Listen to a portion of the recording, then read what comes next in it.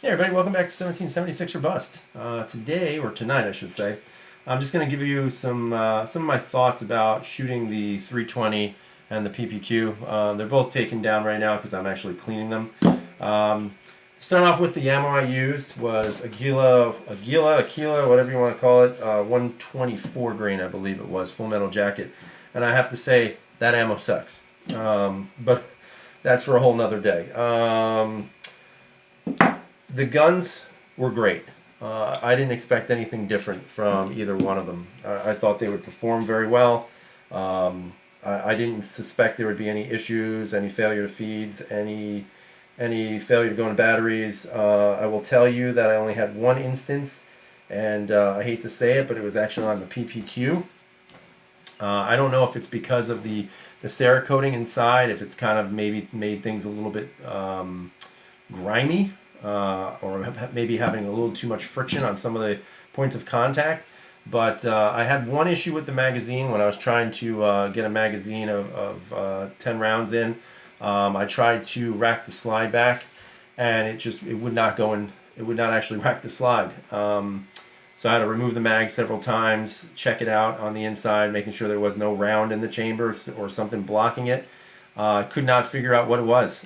So what I wound up doing was actually dropping the mag, pulling the slide back, locking it in place, popping the mag in, and then just dropping the slide with the slide lock. Once I did that, there were no issues. It was just trying to rack that slide back by hand. It just wouldn't, for whatever reason, would not feed the round into the chamber.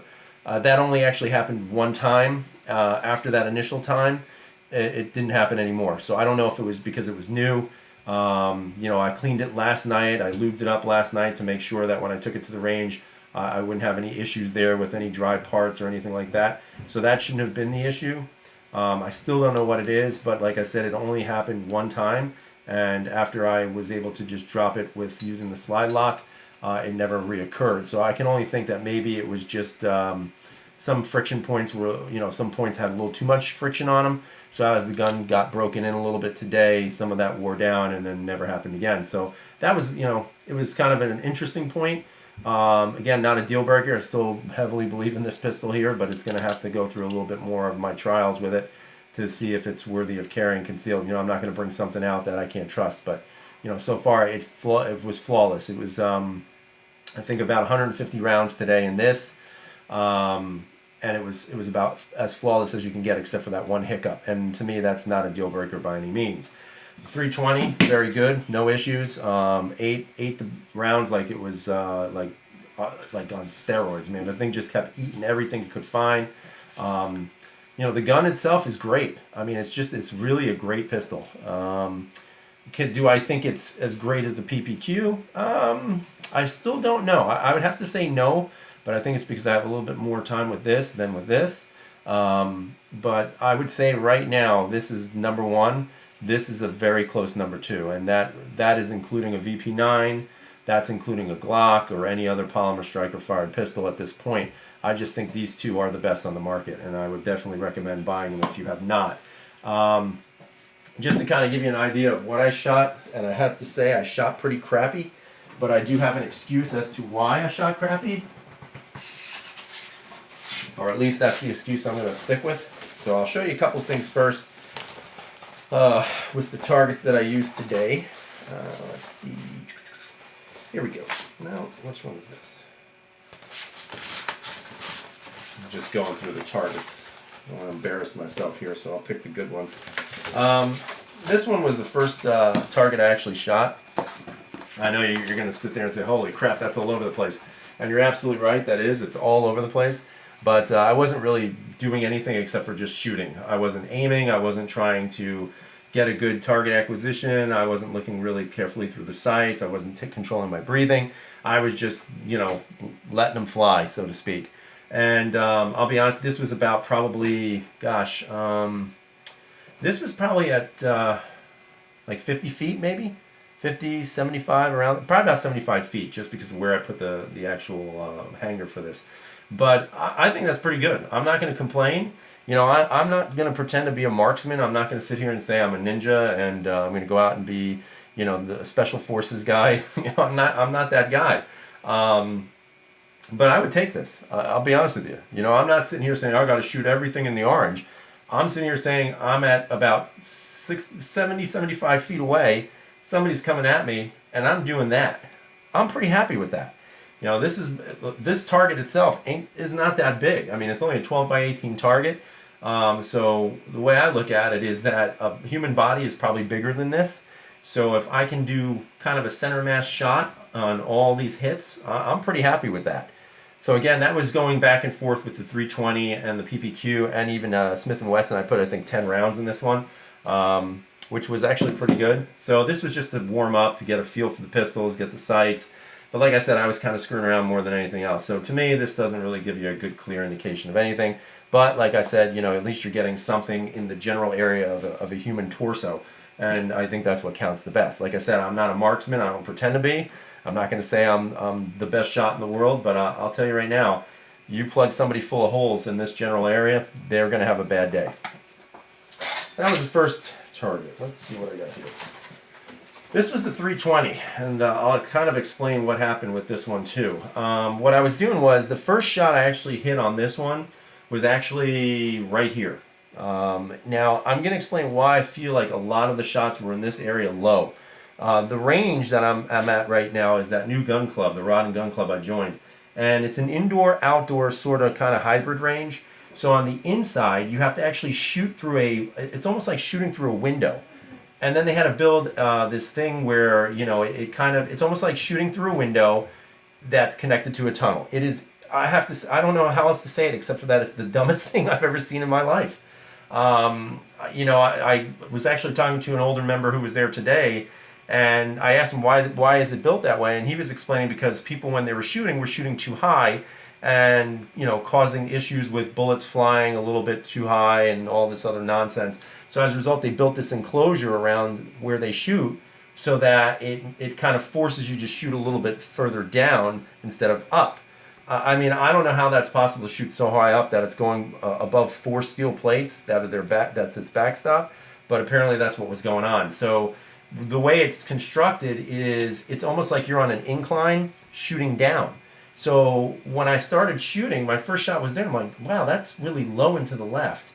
But it's also because you're in this little confined space. So when I was trying to extend my hands out, I couldn't even get my arms through this wall. I'm not a huge guy, but I'm also not, a guy who needs to have a sandwich and wears skinny jeans either. But I just couldn't seem to get the target acquired that I wanted. So this was the first round, that was the second round, and then I gradually started bringing it back over because then I had to kind of stand to the left of the tunnel, and it was kind of annoying. I'm not gonna lie, it was very difficult to shoot. Ultimately, I started to be able to center things in this general area. Again, I had some better shots here. So again, this was about probably I'd say about 70 feet, 75 feet. And I felt pretty good with that. You know, I don't have too many flyers going on. Maybe this one here. But this is a pretty good grouping here. That's a good grouping. And this was kind of me just kind of getting target acquisition again. So it was really a pain in the ass to shoot today. It was very difficult. I'm not trying to use that as an excuse, but I think I'm trying to use that as an excuse. Now, the next one I have is for the PPQ. Again, these were just the beginnings. I have more targets, but I figure why show you the ones when I'm warmed up as opposed to the ones that I'm just starting out to shoot. Again, you can see I'm having the issue of shooting low. Again, I can only say that has something to do with the way the interior of the place was built. It's hard to explain. If I get a chance next time I'm there, I'll take a quick once around so people can see what I'm talking about. It's hard to describe, but it really is like shooting through a window down a tunnel with very little field view of what you're trying to shoot. It's, like I said, it's probably the dumbest thing I've ever seen. So again, I started low on the first couple of shots, was able to gradually bring it up and group them a little tighter, and then obviously I was able to group them here. You know, in my opinion, the PPQ for me is a little bit more accurate. I would really say it's probably more due to the ergonomics of the grip than anything else. But I feel more accurate. And again, these were just the beginnings of my day. I tried to shoot as much as I could, but I was running out of time. I had things to do. This one I decided to go outside with. There were some people on the rifle range, and they finally left. And so when they left, I decided to get my butt out into the field so that I could actually shoot outside where I could actually get a better, I guess you can say a better extension of my arms when I was shooting. So I looked at this one, and this one, let me explain what I did here. What I did was I was purposely trying to aim on both sides of the target. On the left-hand side, you see the PPQ. On the right-hand side, this is the 320. And what you're really looking at is, in my opinion, pretty good shots. I was about 10 yards away, so probably, what is that, about 20 feet? 20 feet maybe? So you can see that if I was trying to kill the bad guy, unfortunately I killed a few of the innocent people behind him. You know what? Hey, it happens, right? I mean, I hope I never have to do that, but I'll laugh at it now because it's fake.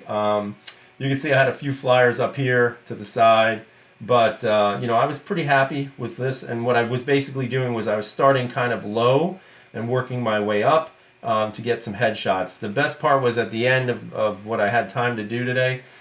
These two right here and these two right here were actually one-handed shots with my weak hand, which is my left hand. This was a 320. That was the PPQ. I was actually aiming right there for the PPQ, and the 320 I was aiming a little higher, but it kept shooting low. But I don't know if that was just because of my hand, or you know, just whatever, maybe the sights. But yeah, I was pretty pleased. I mean, I'm very happy with the groupings. You can see that I'm just tearing a hole out in this area here with the PPQ. The 320 was a little bit more scattered about. But again, like I said, I'm not a marksman. You know, I'm not going to sit here and make a 3-hour video saying to you guys, well, this is how I do it, and I'm an expert. Because here's the deal: I'm not an expert. You know, unfortunately, I have to work. I have a job. I have to pay bills. You know, and all these other great things. So I don't have the opportunity to spend every single waking moment of my life at the gun range. Although I'd love to, I can't. So as much time as I get in, I try to make sure I'm making some accurate shots.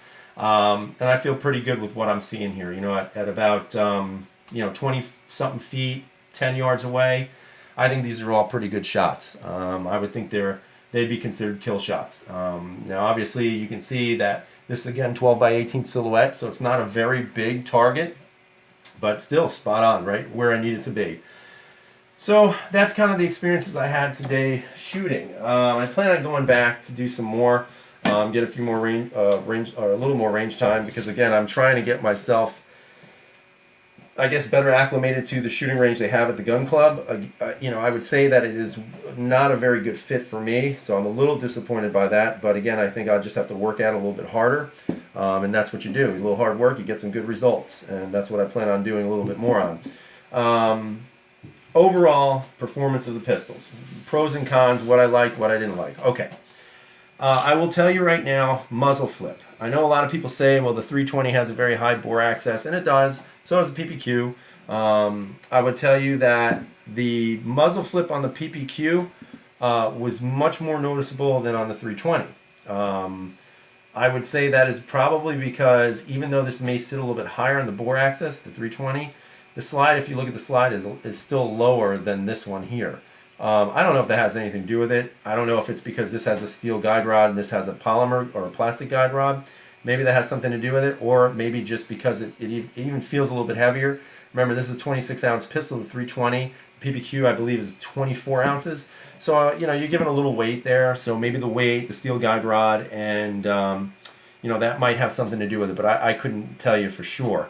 I would tell you that I definitely noticed this more on the PPQ than on the 320. However, I would say that this was very manageable, very controllable, and my shots, I think, were more accurate with the PPQ than with the 320. Still a great pistol. Still would carry this with me with no problem, and I would recommend it to anyone. I'm just, like I said, more comfortable with the 320, or excuse me, the PPQ. Whoops. Overall, with the ammo, it ate all the ammo that I put in there, so it was 124 grain. The only thing I did not like about the ammo that I was using today was the fact that whatever the hell it's made of, the brass that they're using, as soon as you shoot it, it like flakes off. So I have like almost like glitter inside my gun right now, and I'm trying to clean it all out. And then let me tell you something, it is a pain in the rear end. So, you know, that's the ammo I bought. I bought 500 rounds of it, so I'm going to use all 500 rounds. I don't care if it's the glittery inside or not. It's got to be used, so I'll be using that. You know, overall, would I recommend these pistols to somebody? Yes, absolutely. I would have no problem saying to you, hey, go get yourself a PPQ, go get yourself a 320. I still think that these are two of the best, if not the two best, polymer striker fired handguns on the market today. I think the problem with Walther is Walther just is not marketing their products enough. You know, the people who use them love them, and I think people who begin to use them, you know, just fall in love with everything about the pistol that they have. It's just a great overall gun, and I wish Walther would market a little bit more in the States. You know, that would be a great thing for them. Just on a side note, the M&P 9, this shot really well too. I would say that there's almost like no muzzle flip. There's no recoil on this at all. It's just as soon as you're shooting, I mean, it may be just a slight uptick, but it is absolutely one of the most controllable pistols that I own, which I actually like. You know, I have the I think this is the medium. This is the medium back strap on it, and it you know, fits perfectly in the hand, no issues. The trigger was very responsive, very good trigger, very good. You know, follow-up shots were great. Everything was really good on the M&P. You know, I would say that after shooting the PPQ and the 320, I would say that you definitely noticed the difference in triggers because the 320 and the PPQ have great triggers. I still have to give the edge to the PPQ though. I just think the trigger is so smooth that you just can't beat it. I think the 320 is close as you can get. Other than that, I don't really have much else to say. I think they both, again, performed very well. They did exactly what I wanted them to do. Now I just got to get these little piggies clean, and you know, I'm probably a little bit more OCD about it than most. But hey, you know what? Like I said, I paid for it, so I want them clean. So other than that, you guys have a great night. Tell me what you think. Tell me if you agree with the PPQ still being the king over the 320. Again, I still think it's better. It's very close, but it's still better. Please subscribe, give me a thumbs up, and check out all the channels that deal with firearms and help support the firearm community. And as always, remember, freedom is never free.